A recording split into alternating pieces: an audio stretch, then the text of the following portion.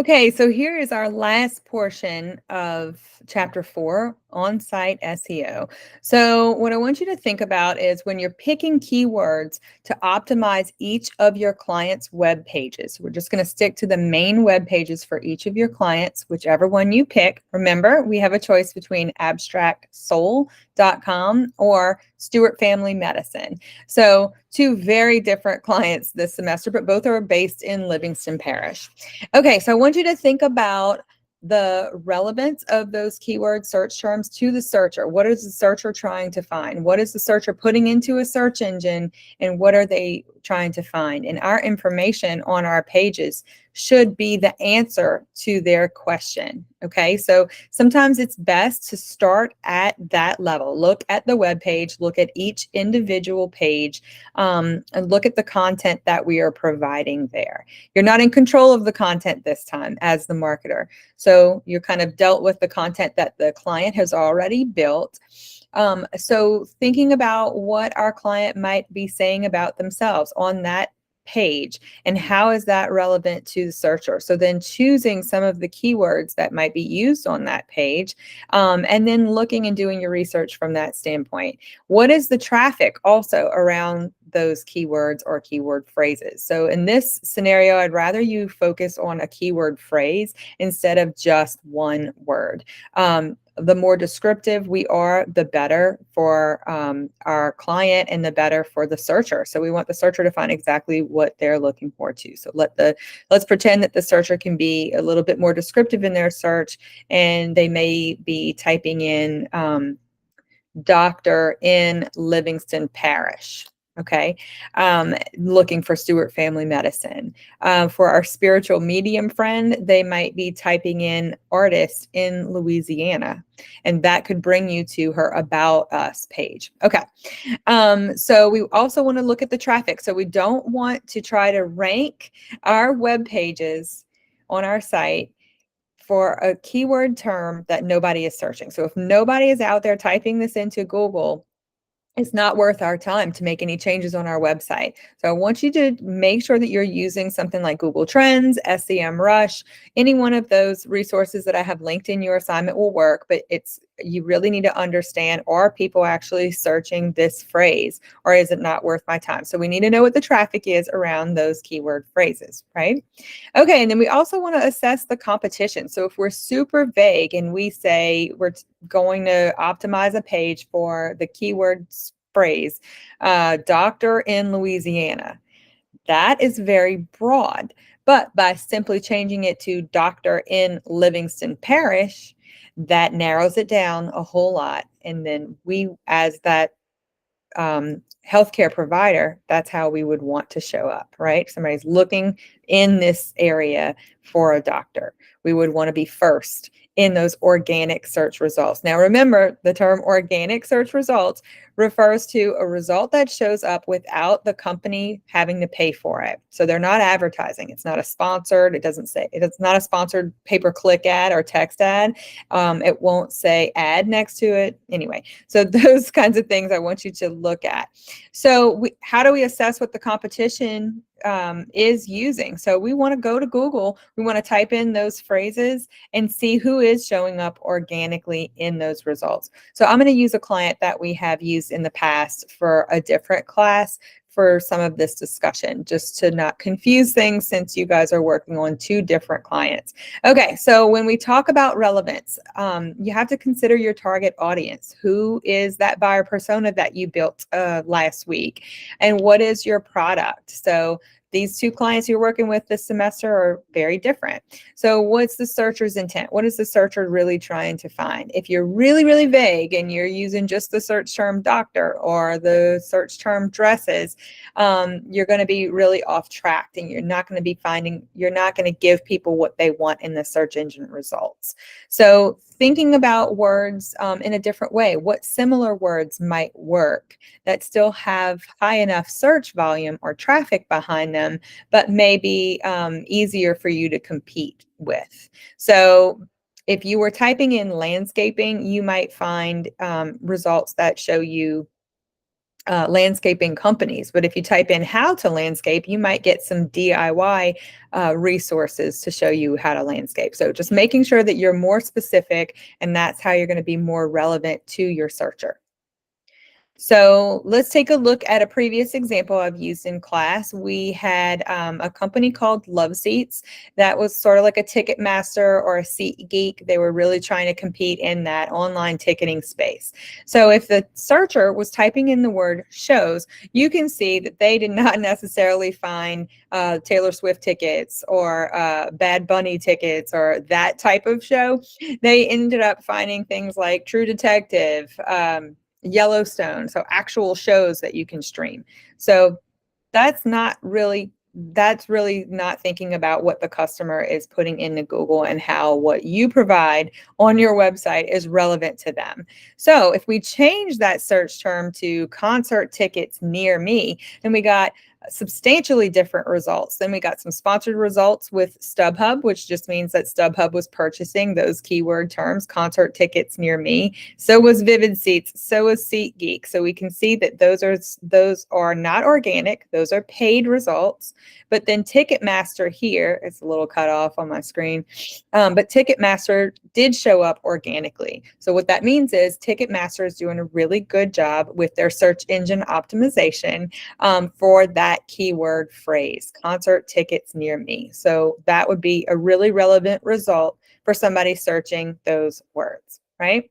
So when you think about keyword relevance, you're really telling the search engine what each page is about through your keyword placement. So it's very important that the keywords that you choose for that particular web page are showing up in the URL. Remember, Uniform Resource Locator. So your URL would be that specific spot right here. Whenever you share a page, you're sharing that specific URL.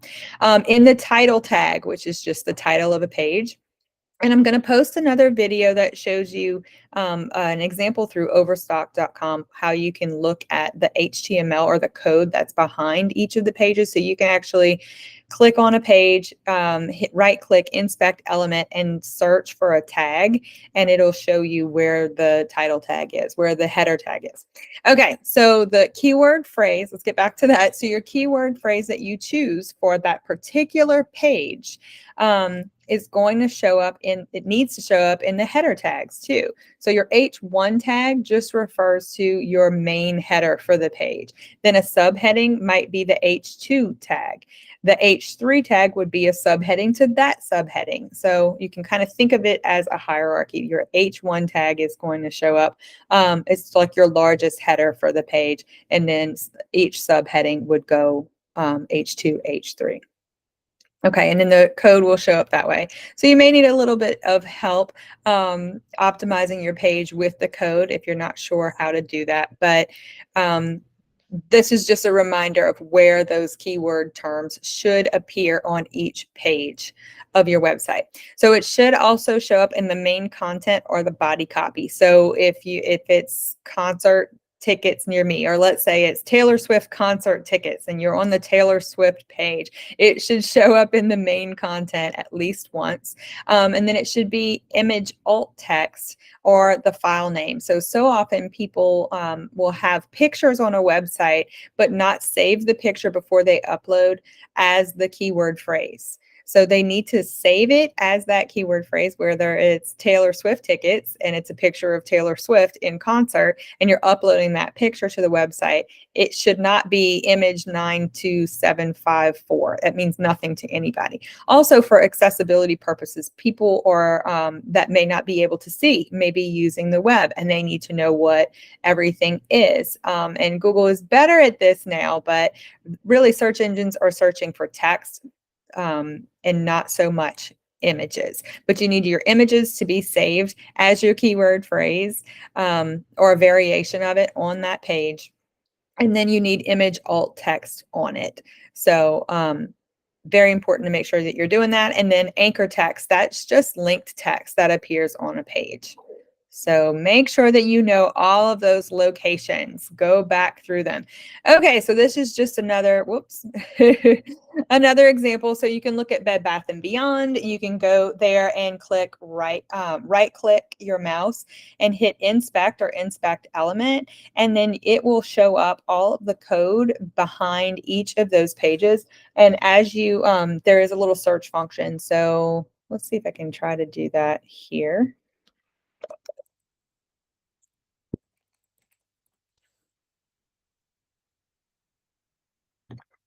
Share this tab instead. If we go to Bed Bath and Beyond, so you can see there is, nope, a lot of pop-ups.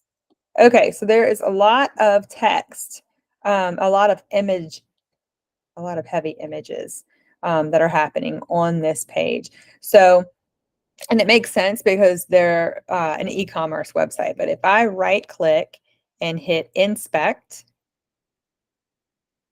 don't freak out when you do this. So you can actually see the code on the pages. So you can see different classifications and how they have everything divided up. So if you wanted to do a search, you could go to this. Your computer might look a little bit different. Let's say I just want to find the title tag. So I can type in title, maybe type in H1.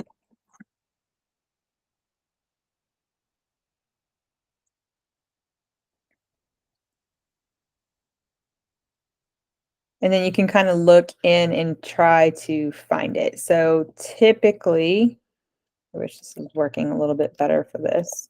So if I had title,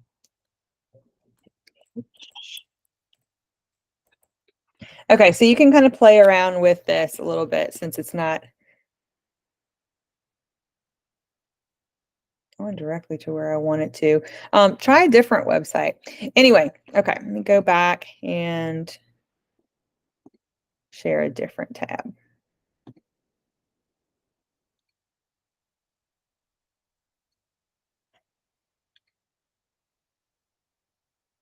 But yeah, look at the next video. That will show you like a little part 2 of, there we go. So it'll show you a part 2 and it'll go through like how you can find the code on different pages. It'll help to make a little bit more sense. I know there's a lot of videos this week, but really in an attempt to make this less confusing, I just wanted to give you with as many resources as I could. Okay, so the third thing, or the second thing we want to talk about after relevance, when Google's giving a quality score, it's looking at relevance, it's looking at the traffic that's coming to your pages, and it's looking at competition for keyword phrases. Okay, so if a tree falls in a forest and no one is around to hear it, does it actually make a sound? So it's the same concept. So there is absolutely no benefit to rank for a keyword or a keyword phrase that nobody is Googling, nobody is searching. So make sure you're using a keyword planner. You can go to Google's keyword planner and you can type that in and you can find a way to look at the differences there. I have this tab opened up. So I went to Google Trends. So make sure that when you're doing this, you're looking at Louisiana searches because this time we have local clients. You want to look at the past 30 days. So we want a monthly snapshot. And so in this particular scenario, I decided, okay, if we're working with the family medicine clinic, we might want to type in the word doctor. People are more likely to say doctor when they're looking for a physician than to say physician. And people aren't necessarily going to call their doctor a family medicine physician. So it may just be doctor, maybe Livingston Parish doctor. So you can try different scenarios here, but you can see what the search volume is for each of these. And you can see how it has like a little trend kind of upward and down. But the physician one has way less traffic than the word doctor. So that implies that more people are searching the word doctor. It's a little bit more generic in Louisiana. So this would be a search term like doctor in Louisiana. So you can go ahead and change it. This is very easy to use. And as you change your search terms, you're going to see the volumes change. So what I'm looking for from you is for you to give me how many searches for each term that you choose you found for the last 30 days. Okay. So Google Trends, super, super easy to use. So I'll stop sharing that one. Go back to our presentation. Almost done.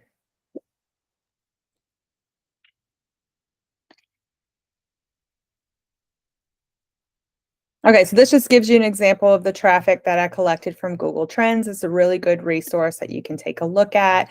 And then I'll give you all of these slides so that you can look at each one of these examples that I have in here. But just keep in mind, and we've mentioned this before, competition is super important. The internet is huge, and there are billions of websites that have been established for a really long time. So they've told Google that lots of people are going to these sites. So you need to estimate the competition around your keywords based on which websites show up, whether or not the links to the sites are perfectly optimized. Is it taking you to exactly what you were looking for? So if you can find a highly relevant keyword with a lot of rank, a lot of search traffic, and not as much competition, that is really the sweet spot. So I want you to think about those three things as you are working on your assignments this week. Please do let me know if you have any questions. I know this can be confusing. Watch the expert videos and read through the textbook. It will make it a lot more clear for you to understand. All right, I will see you next time.